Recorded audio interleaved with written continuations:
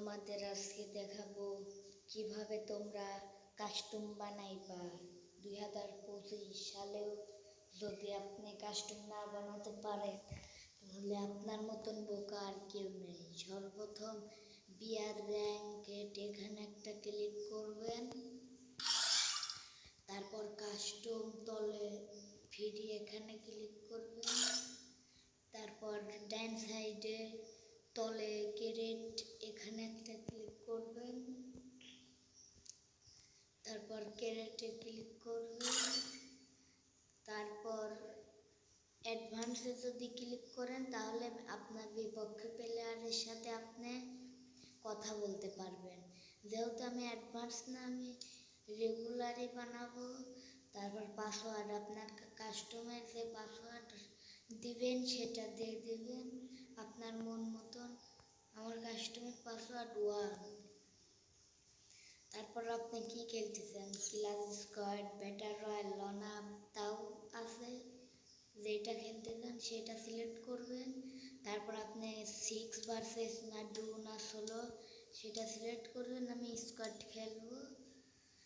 তারপর গেমে ক্লিক করবেন, তারপর এখান থেকে রাউন্ড আপনি কত খেলবেন।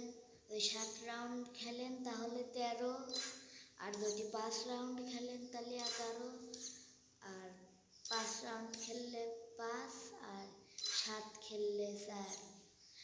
যেটা খেলবেন সেটা। আমি যেহেতু 7 খেলবো যেহেতু 13। আর আপনি কয়েন যত দিবেন তত নেবেন। কয়েন আমি 99 রাখবো। পর আপনি এয়ারড্রপ লিমিট নো করবেন। ক্যারেক্টার স্কিল যদি ইয়েস খেলতে চান ইয়েস, আর নো খেললে নো। আমি ইয়েস।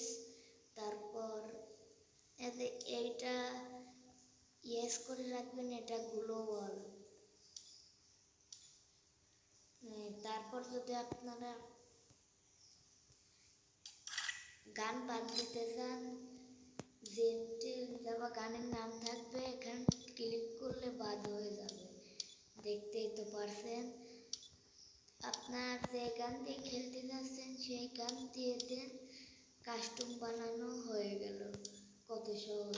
তাও ক্যারেট রুমে ক্লিক করবেন, দেখেন আমার কাস্টমটা হয়ে গেল।